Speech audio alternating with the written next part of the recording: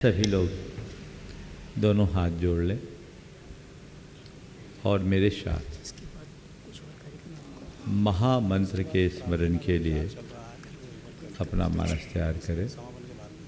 मंत्र किसी जाति, संप्रदाय, धर्म या परंपरा विशेष का नहीं होता। वह हमारी आस्था से अनुबद्ध अक्षर ब्रह्म है जो हमें हमारे परमात्मा का आभास दिलाता है। इसी भाव के साथ पूरे वातावरण को मंगलमय करने की भावना से आप सब मेरे साथ महामंत्र को दोहराएंगे। पहले मैं बोलूँगा, फिर आप बोलेंगे।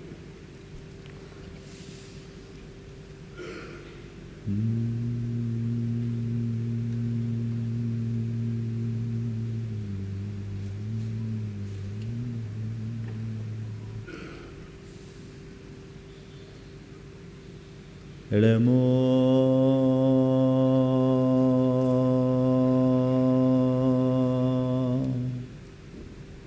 अरिहन्ताणं नमो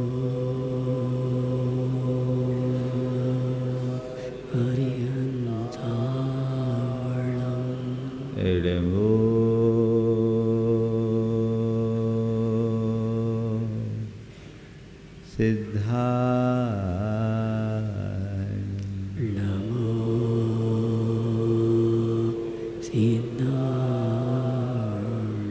नमो आयर्याणं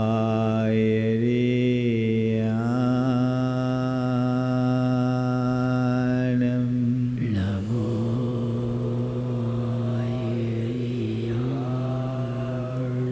नमो उवध्यायानं नमो वज्रायाणं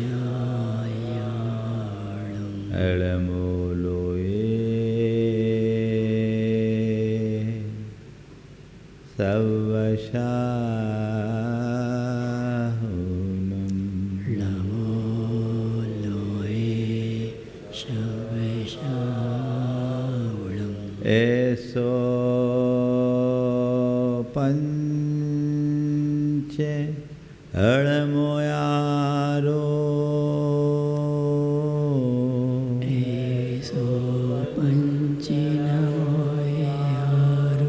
सवपाव पणाशिनो शवपावनाशिनो मंगलाळं च सवेसिं मङ्गलाडं च शुभेशिं परमं हो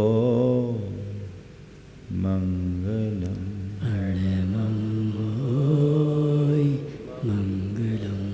जय बोलो देवादिदेव खदराट श्री भगवान महावीर स्वामी की जय जय जय। अहिंसा परमो धर्म की जय जय जय। परम पूज्य आचार्य गुरुवर श्री विद्यासागर जी महाराज की जय जय जय। बोले परम पूज्य मुनि श्री प्रमाण सागर जी महाराज की, मुनि श्री निर्वेक सागर संधान सागर जी महाराज की। नमोस्तु गुरुवर, नमोस्तु नमोस्तु। भारतीय वसुंधरा रत्न गर्भा रही है और इस धरा पर समय समय पर ऐसे अनेक महान आत्माओं का आविर्भाव हुआ जिन्होंने अपने व्यक्तित्व और कृतित्व से इस राष्ट्र को सींचा है और उनके सिंचन से इस राष्ट्र में जो वृक्ष विकसित हुआ है, जिसने बट वृक्ष का रूप धारण किया और संपूर्ण विश्व तक जिसकी छाया पहुंची है, वही भारत की मूल पहचान है। वही भारत की मूलभूत संस्कृति और इसका सांस्कृतिक गौरव अनादिकाल से रहा है और हमें आगे भी उसे बनाए रखने की आवश्यकता और अपेक्षा है। आज राष्ट्रीय स्वयंसेवक संघ के इंदौर क्षेत्र के सारे स्वयंसेवक बंधु यहाँ उपस्थित हुए और मुझे जानकारी दी गई कि इन दिनों राष्ट्रीय स्वयंसेवक संघ के द्वारा कुछ विशेष उपक्रम चलाए जा रहे हैं शताब्दी वर्ष की पूर्णता के अवसर पर, और उसका मूलभूत लक्ष्य राष्ट्र और राष्ट्रीयता का विकास है। आपके उसमें विभिन्न उपक्रम चल रहे हैं और मुझे लगता है कि इस प्रकार के उपक्रमों को प्रोत्साहित करना, संपुष्ट करना, आगे बढ़ाना आज युग की बहुत बड़ी आवश्यकता है। हमें ऐसे समय में बहुत गंभीरता से विचार करने की ज़रूरत है और अपने जीवन के क्रम को आगे बढ़ाने की आवश्यकता और अपेक्षा है। जब हम अपने देश की बात करते हैं तो हमारे देश का एक अतीत हमारे सामने आता है और जब हम वर्तमान को देखते हैं तो ये रूप भी हमारे सामने आता है। हमने जो शास्त्रों में पढ़ा है, विद्वानों के मुख से सुना और जाना है, उसमें हमारे अतीत का बोध हमें मिलता है जो बहुत गरिमापूर्ण रहा है। पर वर्तमान स्थिति पर जब कभी भी हम ध्यान देते हैं तो बहुत चिंतनीय दिखाई पड़ता है। हम सबका एक ही लक्ष्य है, अपने अतीत को वर्तमान में प्रतिष्ठापित करना।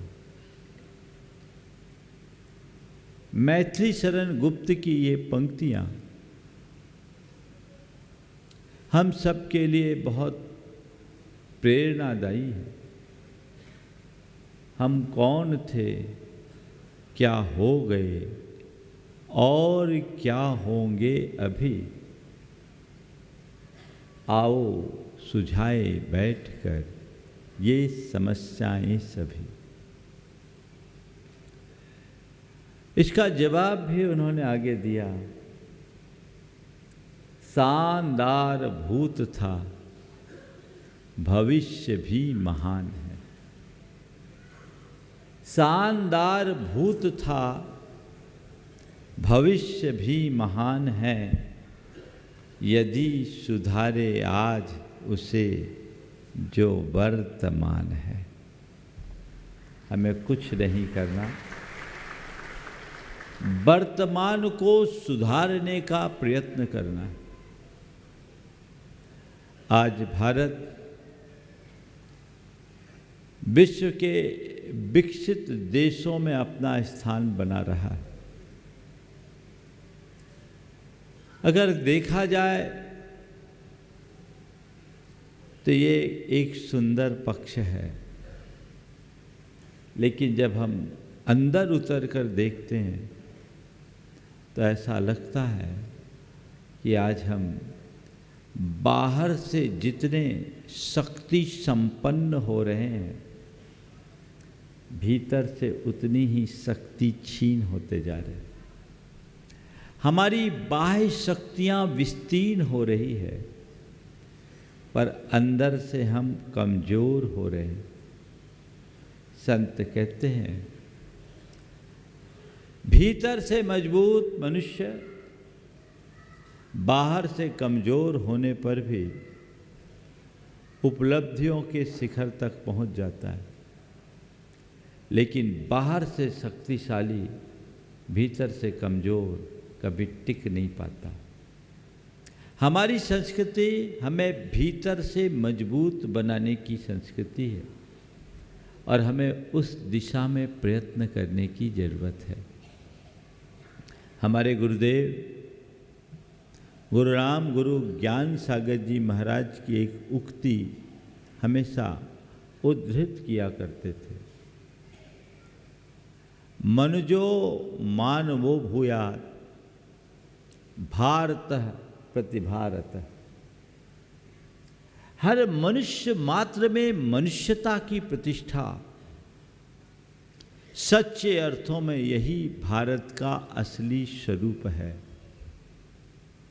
हमें उस दिशा में सार्थक प्रयत्न करने की आवश्यकता और अपेक्षा है। जब तक हम उस दिशा में ठोस काम नहीं करते तब तक जीवन में कोई सार्थक उपलब्धि घटित नहीं हो सकती। हम जब भारत के अतीत पर ध्यान देते हैं तो वो भारत हमें दिखता है जहाँ से वसुधैव कुटुंबकम का संदेश गुजरा।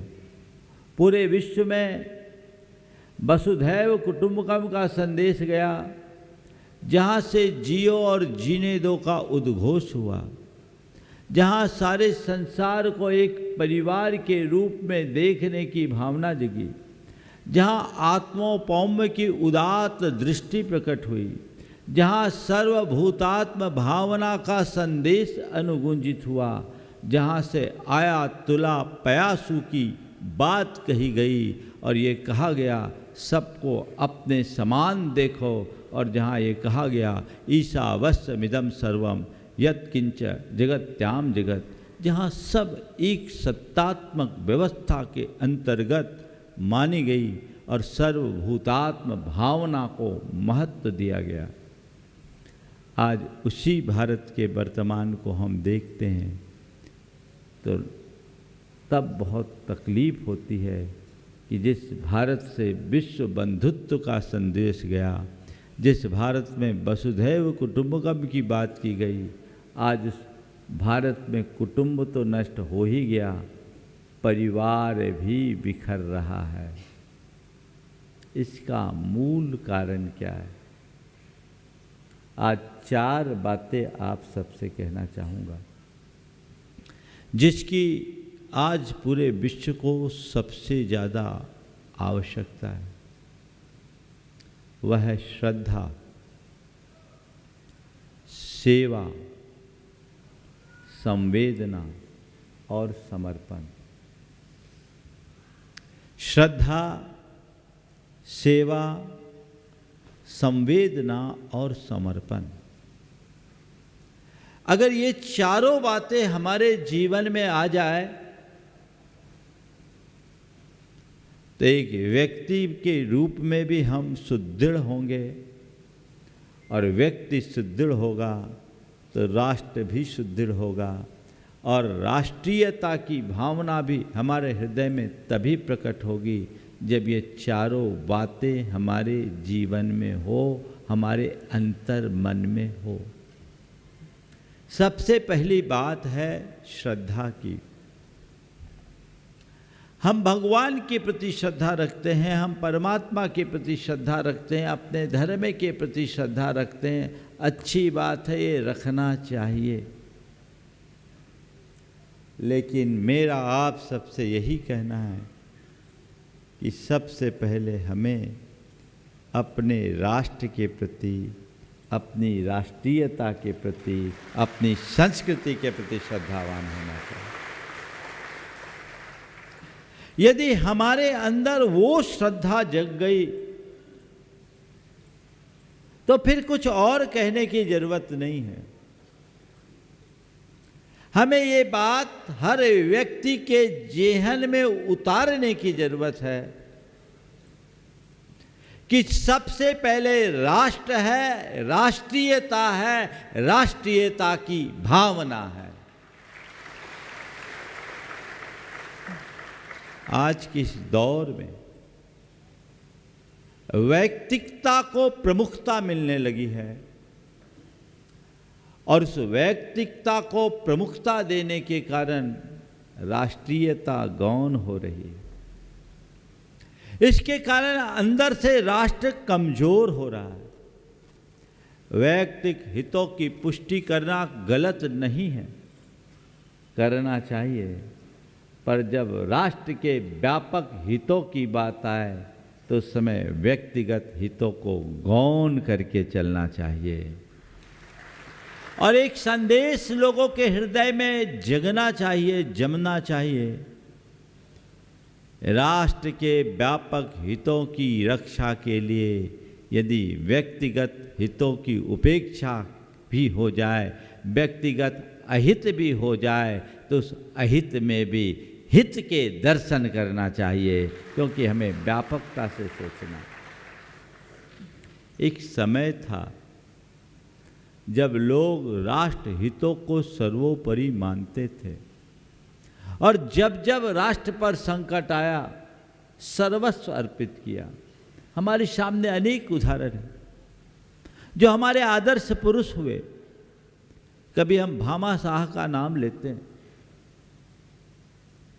कभी हम सेठ टोडरमल का नाम लेते हैं, कभी हम सेठ जगड़ू शाह का नाम लेते हैं। इनके जीवन के एक पक्ष को जब हम देखते हैं तो एक बड़े धनपति के रूप में दिखाई पड़ते हैं, जिन्होंने धन का विपुल संग्रह किया। लेकिन जब इनके अंदर उतर कर देखते हैं और राष्ट्र के प्रति इनकी निष्ठा देखते हैं, मातृभूमि के प्रति इनके समर्पण को देखते हैं, तो लगता है इनसे बड़ा राष्ट्रभक्त, इनसे बड़ा देशभक्त, इनसे बड़ा देश प्रेमी या इनसे बड़ा देश सेवक इस संसार में कोई दूसरा नहीं, जिन्होंने एक और पूरे शिद्दत से धन का संग्रह किया तो दूसरी ओर उतनी ही उदारता से अपने धन का अर्पण किया, राष्ट्र को समर्पण किया, सारा खजाना खोल दिया। कितना गहरा संदेश है। आज मुझसे ज्यादा जरूरत राष्ट्र की है, राष्ट्रीयता की है। मैं रहूं ना रहूं कोई फर्क नहीं पड़ेगा, मेरा कुटुंब रहे ना रहे कोई फर्क नहीं पड़ेगा। राष्ट्र सुरक्षित रहना चाहिए, राष्ट्रीयता सुरक्षित रहना चाहिए, यही तो उनका आदर्श था। खोल दिया खजाना। ये उदारता जगनी चाहिए। कब जगेगी? जब राष्ट्र को आप श्रद्धा के रूप में पूजोगे, श्रद्धा के साथ स्वीकारोगे। भारत में अनेक धर्म हैं, अनेक पंथ हैं, अनेक परंपराएं हैं। सब अपने अपने आस्था के अनुरूप अपने अपने धर्म का, परंपराओं का पालन करें। पर मैं कहता हूँ सब धर्मों से अलग एक धर्म होना चाहिए, वो है राष्ट्रीयता का धर्म, जो सर्वोपरि धर्म है। हमारा पहला कर्तव्य यही है, हमारा पहला धर्म यही है, वह है राष्ट्रीयता और राष्ट्र के व्यापक हितों की रक्षा। हमें इसके प्रति निष्ठावान होने की जरूरत है और सबको मिलजुल कर इसके लिए ही काम करने की आवश्यकता है। हम वो भावना को जगाएं ताकि हम अपने देश के प्राचीन गौरव को फिर से आगे बढ़ा सके। ये भावना अंतर मन में जगनी चाहिए, तब हम भारत को भारत बनाने में समर्थ हो पाएंगे।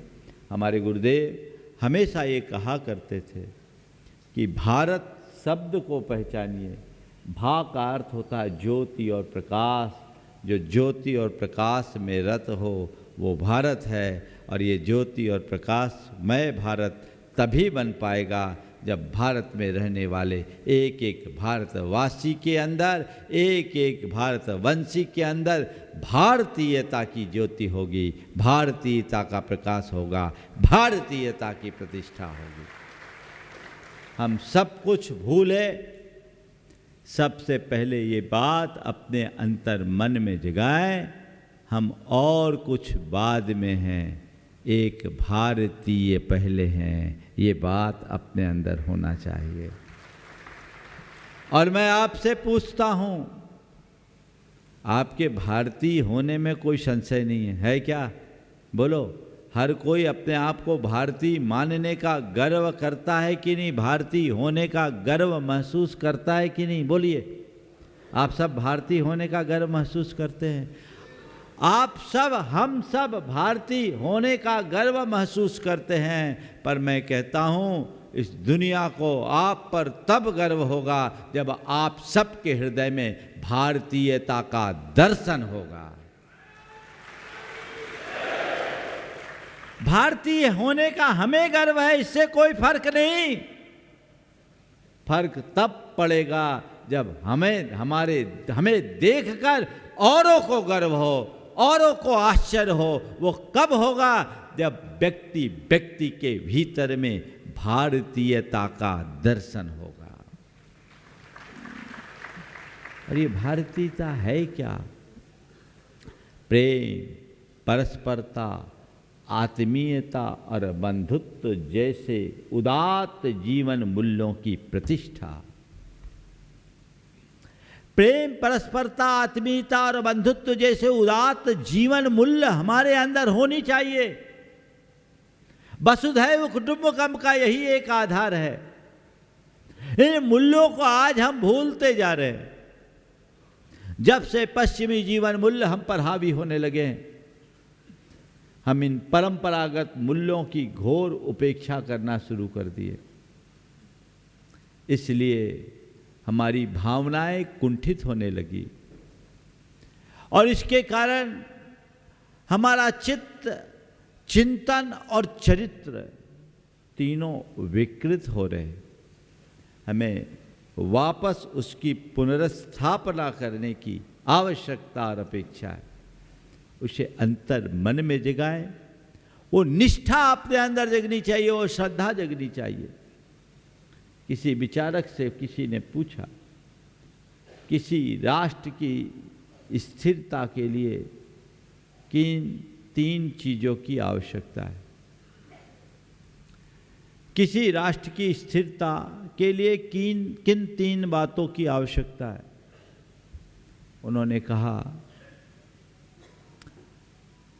सेना, अनाज और आस्था। सेना, अनाज और आस्था। बोले इसमें से किसी एक का अभाव हो? तो जवाब दिया, सेना के अभाव में राष्ट्र चल सकता है। अगर 2 का अभाव है तो कहा सेना और अनाज के अभाव में भी राष्ट्र में स्थिरता रह सकती है, बशर्ते व्यक्ति के हृदय में आस्था हो, श्रद्धा हो। राष्ट्र के प्रति जब तक तुम्हारे मन में श्रद्धा है तब तक स्थिरता है, और जिस दिन ये श्रद्धा समाप्त, सब कुछ समाप्त। ये श्रद्धा ही राष्ट्रीयता है। आज हम राष्ट्र की सुरक्षा की बात करते हैं, ये तभी होगी जब राष्ट्रीयता सुरक्षित हो। हमारे सैनिक आज सीमाओं पर तैनात होकर राष्ट्र की तत्परता से रक्षा कर रहे हैं, लेकिन वे भी तभी तक रक्षा कर पाएंगे जब तक राष्ट्र में रहने वाले बच्चे के हृदय में राष्ट्रीयता की भावना भरी होगी। वो खत्म हो जाए और हमारे आपके बीच में ही कोई गद्दार पैदा हो जाए तो वो बेचारे क्या करेंगे? सब सत्यानाश होगा। और हमारे राष्ट्र ने लंबे समय तक गुलामी के त्रास को भोगा है, केवल इन्हीं मीर चंदों के कारण, इन्हीं मीर जाफरों के कारण जो ऐसा हुआ है। हम गद्दारों से अपने आप को बचाएं और अपने हृदय में निष्ठा को जगाने की कोशिश करें, तब कहीं जाकर हम अपने आप को और अपने देश को मजबूत बनाने में समर्थ हो सकेंगे। दूसरी बात है सेवा की।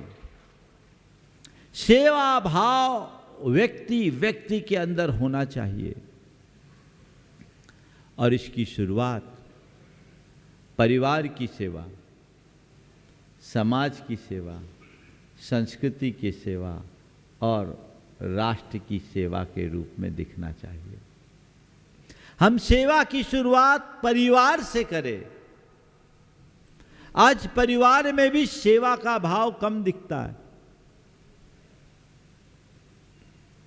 आज औरों की सेवा की बात तो जाने दीजिए, तकलीफ तब होती है जब लोग अपने वृद्ध माता पिता की भी सेवा करने में पीछे हटने लगे।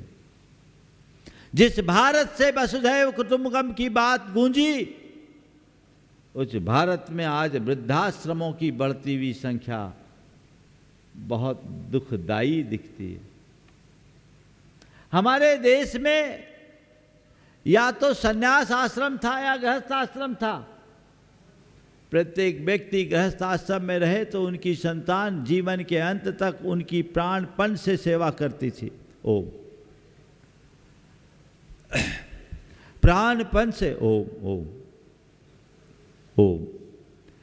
संतान उनकी प्राणपण से सेवा करती थी और अपने माँ बाप के लिए सर्वस्व अर्पित करने का आदर्श हमारे बीच रखा। आज उसी देश में अपने ही संतानों के कारण माँ बाप को वृद्धाश्रमों का मुंह देखना पड़ रहा है। इससे बड़ी विडंबना और क्या होगी। जिस देश में एक संतान श्री राम जैसे हुए, जिन्होंने अपने पिता के प्रण को सुरक्षित रखने के लिए वनवास को स्वीकार कर लिया, राज्य का घोषित उत्तराधिकारी होने के उपरांत भी उसका त्याग कर दिया, बिना संकोच के, रंच मात्र विकल्प के अभाव में। और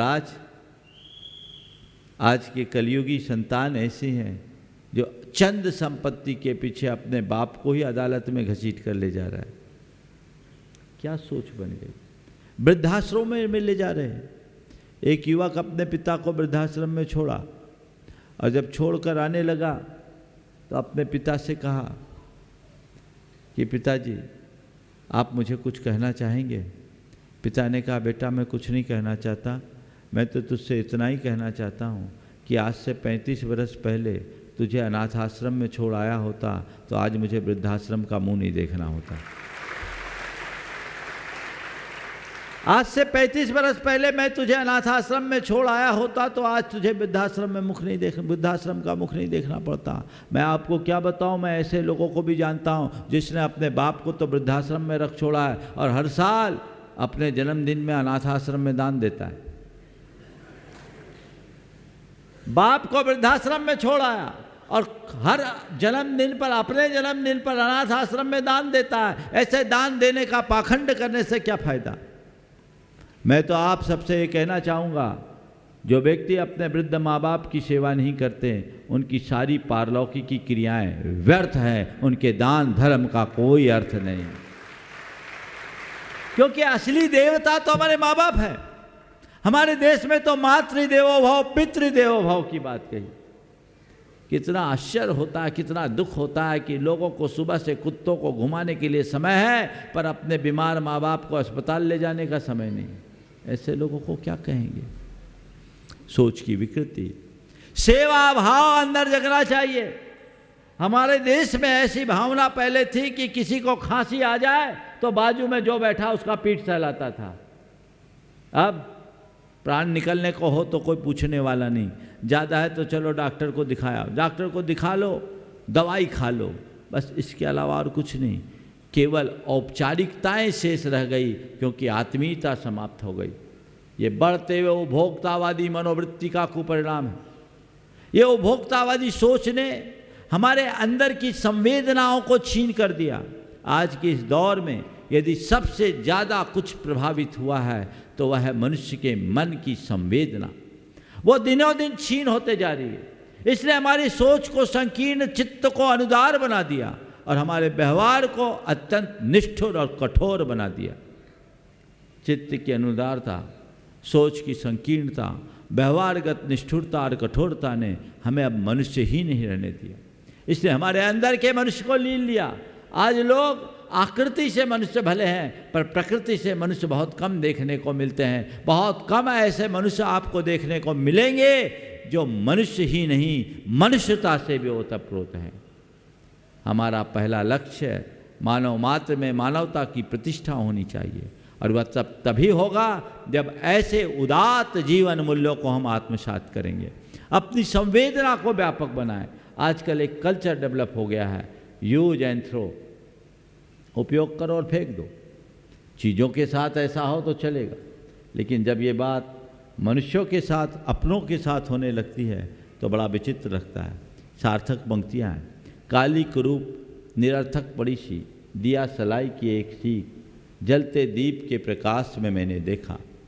काली कुरूप निरर्थक पड़ी सी, दिया सलाई की एक सीख, जलते दीप के प्रकाश में मैंने देखा। सुंदर सज्जित कक्ष के द्वार पर पड़ी है, सोचा किसी ने दिया जलाकर इसे फेंका होगा कि यहाँ गिरी। सोचा किसी ने दिया जलाकर इसे फेंका होगा, ये यहाँ गिरी। मैंने उसे उठाया कि एक मध्यम पर बेदती सी कराह मेरे कानों में पड़ी।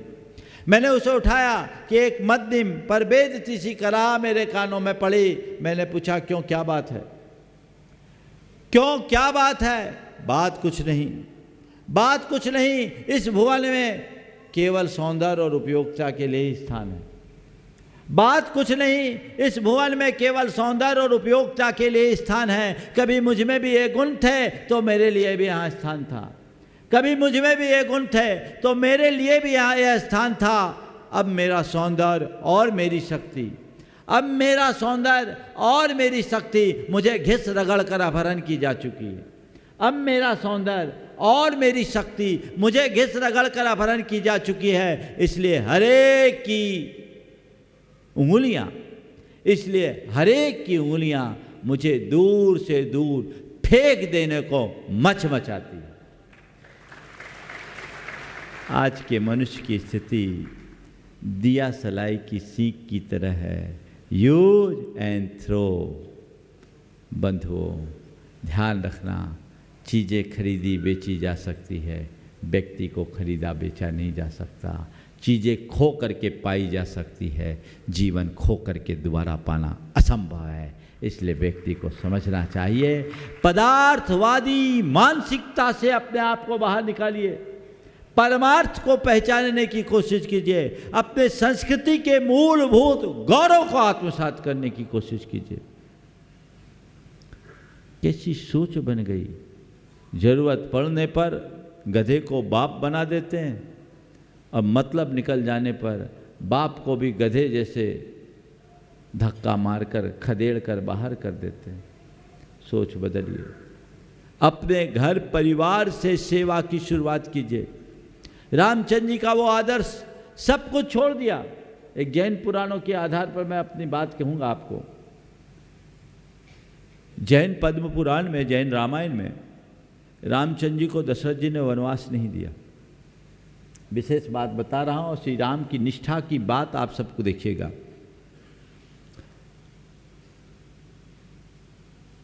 दशरथ जी ने केवल रामचंद्र जी से इतना कहा कि भरत को अब अयोध्या का राजा बनाना है, क्या कि इन्हें एक ही मांग की थी जैन पुराणों के अनुसार। रामचंद्र जी ने सहज स्वीकार कर लिया कि भरत राजा बनेगा। लेकिन दूसरी बात उन्होंने अपनी तरफ से जोड़ी, बोले पिताजी भरत अयोध्या का राजा बनेंगे पर मैं अयोध्या में नहीं रह पाऊंगा। बोले क्यों? बोले मैं नहीं रहूँगा, मैं रहूँगा तो मुझे पक्का पता है भरत कभी राजगद्दी पर बैठेगा ही नहीं, और भरत यदि राजगद्दी पर नहीं बैठे, भरत यदि अयोध्या के राजा नहीं बने तो आपका प्रण अधूरा हो जाएगा, और आपका प्रण अधूरा होगा तो आपकी प्रतिष्ठा धूमिल होगी। मुझ जैसे पुत्र का ये कर्तव्य है कि मरते दम पर अपने पिता की प्रतिष्ठा को सुरक्षित रखे। इसलिए मैं वनवास जाऊंगा, वनवास को स्वीकार करूंगा। पुत्र के होते हुए यदि पिता की छवि धूमिल होती हो, उसकी प्रतिष्ठा खंडित होती हो, तो उसका जीना न जीना एक बराबर है। आज के पुत्रों को थोड़ा सोचना चाहिए। आज आप लोग राम का नाम तो लेते हैं, पर राम जैसा आदर्श कहाँ? राम का नाम और रावण का काम। भले हर साल आप रावण के पुतले जलाते हो, लेकिन अपने मन में किसको पालते हुए देखने की ज़रूरत है। देखने को तो ये आ रहा है कि हर साल रावण का पुतला जल रहा है, लेकिन हर साल रावण का कद भी बढ़ रहा है। इस साल भी आपने पुतला जलाया होगा, लेकिन पिछले साल से कुछ बड़ा बनाया होगा। ध्यान रखो, बाहर के रावण के पुतले जलाने से कुछ नहीं होगा जब तक कि अपने भीतर के रावण का विनाश नहीं होगा। ये भीतर के रावण का विनाश तभी होगा जब आप अपने भीतर के राम भाव को जगाओगे, अपने अंदर के रामत्व को जगाओ। ये सांस्कृतिक निष्ठा के जागरण से ही संभव है। सेवा का भाव हमें परिवार के प्रति, समाज के प्रति, समाज सेवा का भाव भी अपने मन में होना चाहिए। आज हमारे जीवन के निर्माण में परिवार का महत्वपूर्ण स्थान है, माता पिता का महत्वपूर्ण स्थान है। उन्होंने हमें जन्म दिया, जीवन दिया, संस्कार दिया। आज हमारे शरीर का एक एक बूंद खून उनकी कृपा का प्रसाद है। उनके ऋणों को हम कभी चुका नहीं सकते, इसलिए उनके प्रति सेवा का भाव तो होना ही चाहिए। लेकिन हमारे जीवन के निर्माण में समाज का भी बहुत बड़ा योगदान है। बोलो है कि नहीं? आज आप एक सभ्य नागरिक बने, किसके बदौलत? हमारे अंदर जो संस्कार हैं किसके बदौलत? समाज के बदौलत में। हमें समाज ने बहुत सारी बातें सिखाई। आज समाज का ये प्रभाव है कि हम एक संस्कारित सुसभ्य नागरिक के रूप में जीवन जी रहे हैं। यदि ये सब नहीं होता तो लुच्चे लफंगे आवारा और ममाली की तरह होते, अपराधी की तरह जीवन जीते होते, तो क्या ये कम बड़ा योगदान है अपने जीवन को संस्कारी बनाए रखने का और सभ्य नागरिक बनाए रखने में? समाज का योगदान नहीं है क्या? बोलो है कि नहीं है? हाँ, तो हमारा कर्तव्य क्या होता है? जिस समाज ने हमें बनाया उस समाज को आगे बढ़ाने में अपना योगदान दे सकते हैं कि नहीं? ये होना चाहिए कि नहीं? और समाज की सेवा क्या है? समाज में समरसता बनाए रखना ही समाज की सेवा है। समाज विरोधी गतिविधियों को रोकना, उसे आगे ना बढ़ने देना और रचनात्मक दिशा में समाज को आगे बढ़ाना ही समाज की सेवा है। आजकल बहुत सारे समाज सेवी दिखते हैं, 2 केले बांटते हैं और व्हाट्सएप में फैला देते हैं। एक कंबल बांटते अखबार में छपा देते हैं। ये समाज सेवा का बड़ा स्थूल रूप है। इससे तुम्हारे नाम के आगे समाज सेवक का तमगा लग सकता है, पर समाज की सेवा नहीं होगी। समाज की असली सेवा समाज के व्यापक हितों की सुरक्षा करना है, और समाज के व्यापक हितों की सुरक्षा केवल और केवल सामाजिक समरसता में है। ये बढ़ाना है। राष्ट्रीय स्वयंसेवक संघ ने अपने उपक्रम में कुटुंब प्रबोधन और सामाजिक समरसता की बात कही है, मुझे बहुत रुचिकर लग रही। इसे फैलाइए। मैं अक्सर लोगों से सामाजिक समरसता की बात करता हूँ। मैं कहता हूँ तुम्हारा धर्म अलग हो, तुम्हारा पंथ अलग हो, तुम्हारी आस्थाएं अलग हो, ये सब अपने अपनी जगह वो सब करो, पर ये बात कभी मत भूलो कि इन सब के आगे मैं एक मनुष्य हूँ, भारतीय मनुष्य हूँ, मुझे उसे सुरक्षित रखना है। उसके हितों को कहीं से खंडित नहीं होने देना है। और जहां भी आपको इस तरह के लोग दिखे जो सामाजिक समरसता को खंडित करते हों, जो समाज में वैमनस्य फैलाते हों, जो सामाजिक विषमता को बढ़ाते हों, जो समाज में कटुता का जहर घोलते हैं, उन्हें हतोत्साहित कीजिए। वो खतरनाक वायरस हैं, उनको बचाइए, उनसे समाज को बचाइए।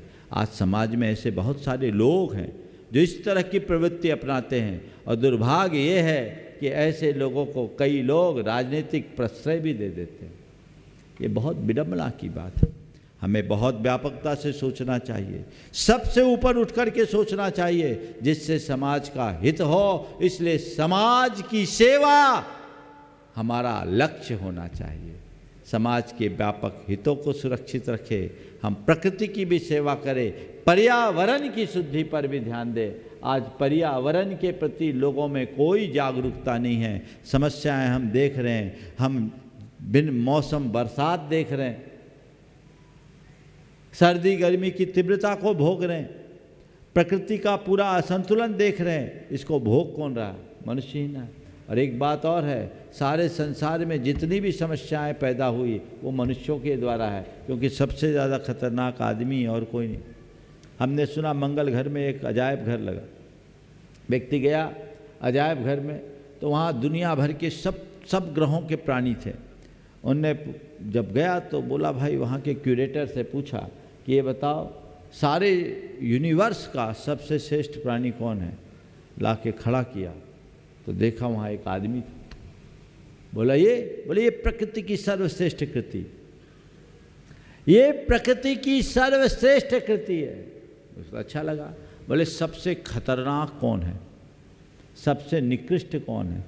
घुमा के लाया, वहीं खड़ा कर दिया। बोले ये तो वही है जहाँ मैं अभी देख के। बोले हाँ, ये वही आदमी, यही आदमी। बोले यही श्रेष्ठ, यही निकृष्ट कैसे।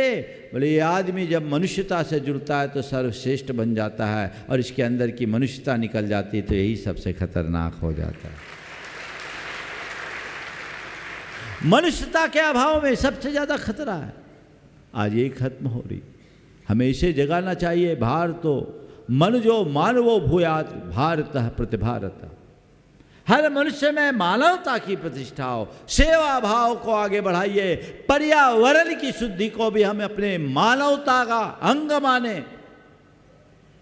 आज यदि लोग पर्यावरण की तरफ ध्यान नहीं देंगे तो हम अपने आने वाली पीढ़ी के लिए बहुत बड़ा अपराध करेंगे। हमें चाहिए कि आने वाली पीढ़ी को भी शुद्ध हवा मिले, शुद्ध पानी मिले, शुद्ध अनाज मिले। आज ये सब विषाक्त होते जा रहे हैं। अपनी जीवन शैली को बदले और पर्यावरण की सुरक्षा के लिए आगे कुछ उपक्रम करें। वृक्ष लगाए, प्राकृतिक संसाधनों का अंधाधुंध दोहन रोके, जल स्रोतों को सुरक्षित करने का उपक्रम करें। ये हम आप सबका नैतिक कर्तव्य है, सर्व समाज का कर्तव्य है। ये भी एक प्रकार की समाज सेवा है। तीसरे क्रम में हम सेवा करें संस्कृति की। हमारी संस्कृति का अपना एक गौरव, इस गौरव को बचाएं। और संस्कृति की सेवा कैसे होगी? सांस्कृतिक गौरव को बढ़ाने से होगी। आज अब संस्कृतियों का दौर बहुत तेज़ी से बढ़ रहा है और उसके कारण हमारे सारे सांस्कृतिक परंपराएं छिन्न भिन्न हो रही है। हमारी सोच, हमारी प्रवृत्ति, हमारा व्यवहार, हमारा आचरण सब कुछ बदल गया है। बदल क्या गया? बिगड़ सा रहा है। उसे जगानी है। अपनी संस्कृति की रक्षा के लिए हमें प्राणपण से अपने आप को अर्पित करने की ज़रूरत है, क्योंकि भारत की सांस्कृतिक विरासत बहुत गौरवशाली रही है और इसमें अनेक लोगों ने अपनी प्राणाहुति दी है। उसे बचाना हमारी अपनी जिम्मेदारी है। मैं सबसे ये कहूँगा, अपनी सांस्कृतिक परंपराओं को बचा करके रखें और आज के इस पाश्चात्यवादी मनोवृत्ति से प्रभावित होकर उसके गौरव को खंडित करने से बचें। हम अपने जितने भी पर्व त्यौहार हैं, उत्सव है और जो हमारी सांस्कृतिक परंपराएं हैं, उनकी पवित्रता को बचा के रखें। मैं समझता हूँ यही हमारी संस्कृति की सेवा होगी। आज संस्कृति की सेवा की बात तो की जाती है, लेकिन सांस्कृतिक परंपराओं की धज्जियाँ उड़ाई जाती। हम अपने मूलभूत संस्कारों को खो रहे हैं। आज संस्कार विमुखता एक बहुत बड़ी समस्या है। अपनी संस्कृति को बचाए। देखिए 3 शब्द है, प्रकृति, विकृति और संस्कृति। ये तीनों शब्द आप सबके जाने पहचाने। प्रकृति, विकृति और संस्कृति।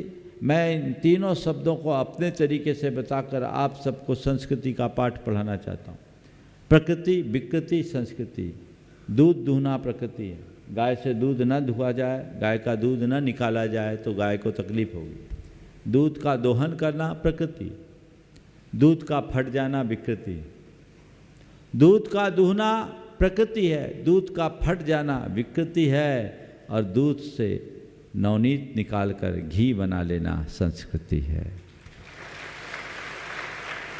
हमारी संस्कृति आत्मा से परमात्मा की संस्कृति। हमारी संस्कृति परमार्थ की संस्कृति है। आज उसका स्थान पदार्थ ने ले लिया। हमारी संस्कृति योग की संस्कृति है। आज योग को भुलाकर लोग भोग की ओर चले जा रहे हैं। हमारी संस्कृति सेवा की संस्कृति है।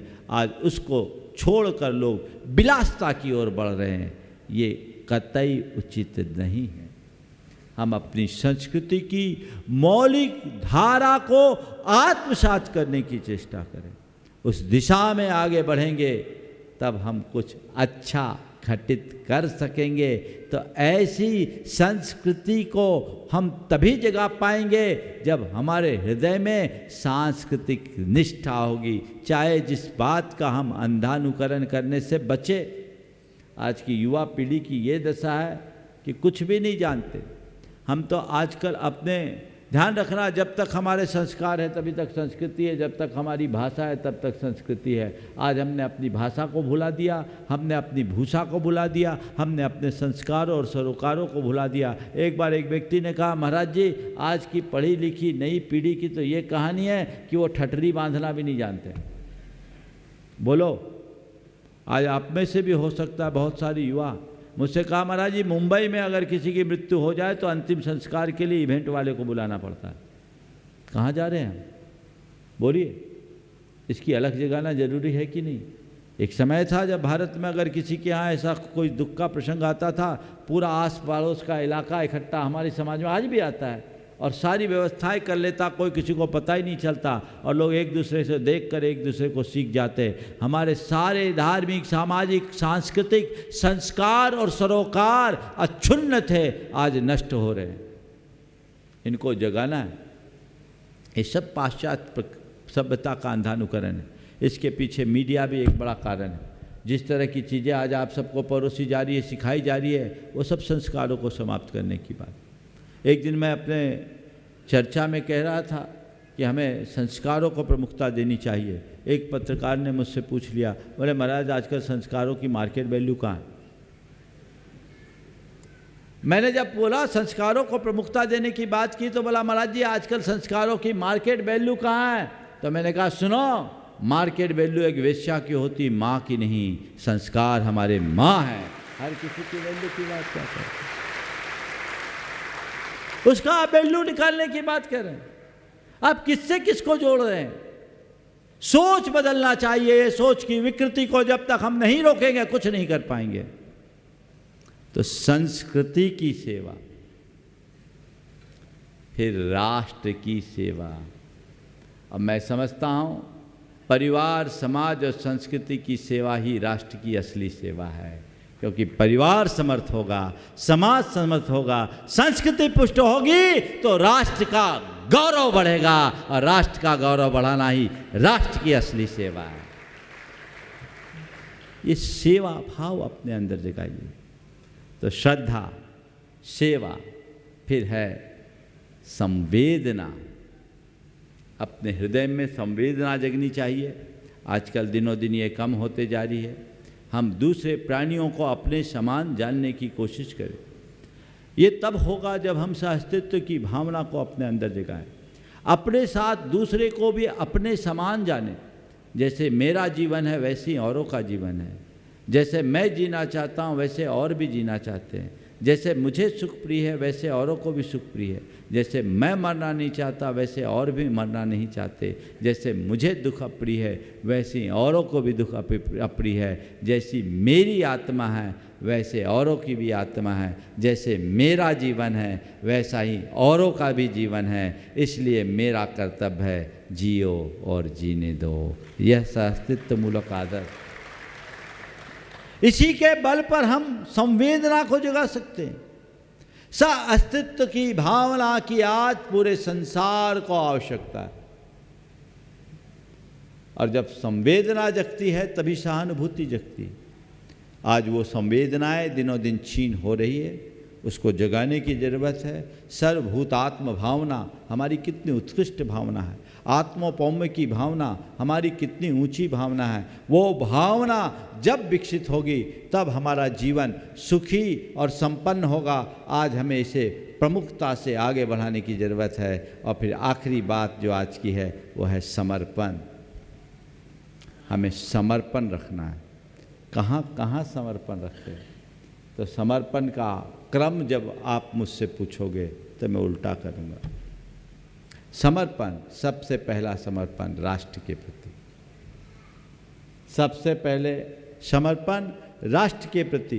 हर व्यक्ति के हृदय में राष्ट्र के प्रति समर्पण का भाव होना चाहिए। एक समय था जब लोगों के हृदय में जज्बात होता था राष्ट्र के प्रति समर्पण का, और उस राष्ट्रीयता की भावना जगी जिसका परिणाम स्वतंत्रता के आंदोलन की सफलता के रूप में प्राप्त हुआ। बच्चे बच्चे में था, एक जुनून था, एक जज्बात था, यही तो राष्ट्रीय भावना है। आज वही समर्पण फिर चाहिए। अब लोगों में ऐसी भी भावना आने लगी, देश जाए भाड़ में, हमारा काम सदना चाहिए। नहीं, राष्ट्र हितों को कभी खंडित नहीं करने देना। राष्ट्र के प्रति समर्पण पहले, फिर संस्कृति के प्रति समर्पण दूसरे क्रम में, फिर तीसरे क्रम में समाज के प्रति समर्पण, और चौथे क्रम में परिवार के प्रति समर्पण। ये क्रम रखोगे उसे आप समर्पण चौथे क्रम में रखो, क्योंकि मेरा सबसे बृहद कर्तव्य राष्ट्र का है। आज राष्ट्रीय स्वयंसेवक संघ में जितने भी प्रचारक होते हैं सब ब्रह्मचारी होते हैं, गृहस्थ नहीं होते, गृह त्यागी होते हैं। क्यों? उनने क्या किया? क्या लक्ष्य रहता उनका? सबसे पहला राष्ट्र, पहला लक्ष्य राष्ट्र, फिर दूसरा लक्ष्य संस्कृति, फिर तीसरा समाज, फिर चौथा परिवार। आप लोग क्या करते हैं? सबसे पहली प्राथमिकता किसके लिए? परिवार। अब परिवार के बीच सेकेंडरी है, सबसे पहले मैं, फिर मेरा परिवार, फिर मेरा समाज, फिर मेरा धर्म, मेरी संस्कृति, फिर मेरा राष्ट्र। इसे पलट दो भाई, नीचे से ऊपर आओ। वो आ गया तो सब कुछ पा गए, ऐसा हमें समझ करके चलना चाहिए। यही हमारे राष्ट्र और राष्ट्रीय गौरव का आधार होगा। ये चारों बातें हम अपने जीवन में चरितार्थ करें, जिससे अपने जीवन को बेहतर बना सके। आज राष्ट्रीय स्वयंसेवक संघ के इतनी बड़ी तादाद में आप सब लोग यहाँ उपस्थित हुए हैं, देखकर मन बड़ा गदगद हो रहा है। और मैं राष्ट्रीय स्वयंसेवक संघ से बड़ा प्रभावित हूँ, क्योंकि मेरा बचपन भी राष्ट्रीय स्वयंसेवक संघ की शाखाओं में गुजरा। क्योंकि यहाँ राष्ट्र की बात है, राष्ट्र के सर्वतोमुखी विकास की बात। हमें राष्ट्र और राष्ट्रीयता को प्रमुखता देनी चाहिए, उसके सर्वतोमुखी विकास को हमें ध्यान में रखना चाहिए, अपने सांस्कृतिक गौरव को आगे बढ़ाने का प्रयास करना चाहिए। राष्ट्रीय स्वयंसेवक संघ बहुत ही निष्ठापूर्वक ये काम कर रहा है। 100 वर्ष से अधिक, 125 वर्ष हुए ना, हाँ, 100 शताब्दी वर्ष चल रहा है, 100 वर्ष हो गए। और राष्ट्र के विकास में राष्ट्रीय स्वयंसेवक संघ का बहुत बड़ा योगदान है। बहुत ही संगठित, अनुशासित, समर्पित और व्यवस्थित स्वयंसेवकों का ये समूह हमारे राष्ट्र के गौरव को बढ़ाने वाला है। मैं ऐसे अवसर पर यही मंगल भावना भाता हूँ कि राष्ट्रीय स्वयंसेवक संघ अपने उद्देश्यों के अनुरूप काम करते रहे और राष्ट्र को आगे बढ़ाए, और हम अपने वक्तव्य का समापन मंगल भावना से करेंगे, जो पूरे राष्ट्र के लिए एक अच्छे संदेश के रूप में है। एक संप्रदायातीत मंगल भावना, यदि सब तक उसे पहुंचा सके तो आप दोहराएंगे, मैं बोलूँगा, आप लोग भी दोहराएंगे। पहुंचा दीजिए जितने लोगों तक पहुंचा सके, पर शांति के साथ। मंगल मंगल होए जगत में सब मंगलमय होए, मंगल मंगल होए जगत में सब मंगलमय हो। इस धरती के हर प्राणी का मन मंगलमय हो, इस धरती के हर प्राणी का मन मंगलमय हो। कहीं क्लेश का लेस रहे ना दुख कहीं भी हो, कहीं क्लेश का लेस रहे ना दुख कहीं भी हो। मन में चिंता भय न सतावे, रोग शोक नहीं हो, मन में चिंता भय न सतावे, रोग शोक नहीं हो। नहीं बैर अभिमान हो मन में, क्षोभ कभी नहीं हो,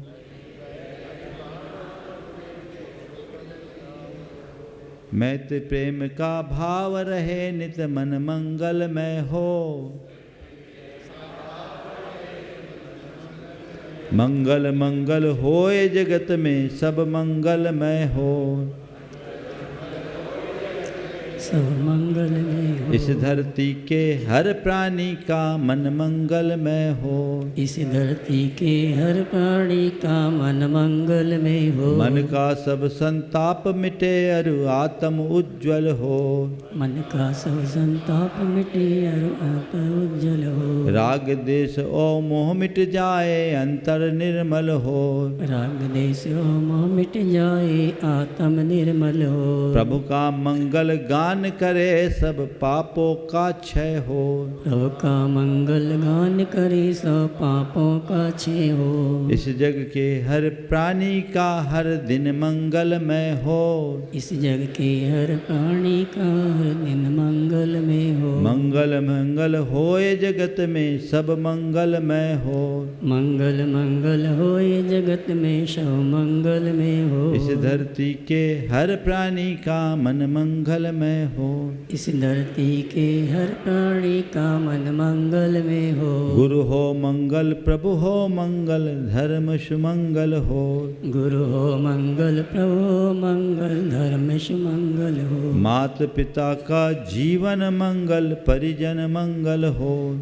माता पिता का जीवन मंगल परिजन मंगल हो। जन का मंगल गण का मंगल मन का मंगल हो।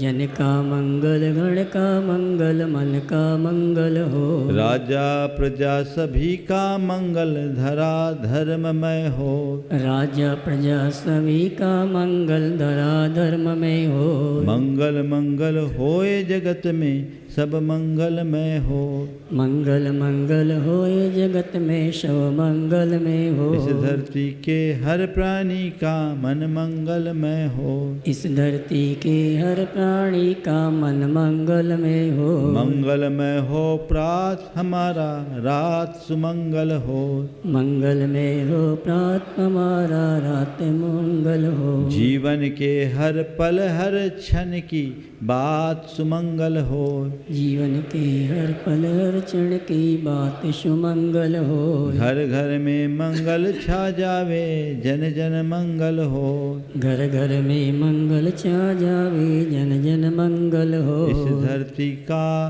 कण कण पावन ओ मंगलमय हो। इस धरती का कण कण पावन ओ मंगल में हो। मंगल मंगल होए जगत में सब मंगलमय होए। मंगल मंगल होए जगत में सब मंगल में हो। इस धरती के हर प्राणी का मन मंगलमय हो। इस धरती के हर प्राणी का मन मंगल में हो। सब जग में मंगल बढ़े। सब जग में मंगल बढ़े। टले अमंगल भाव। टले अमंगल भाव। है प्रमाण की भावना। है प्रमाण की भावना। सब में हो सद्भाव। सब में हो सद्भाव। जय बोलो अहिंसा परमो धर्म की जय।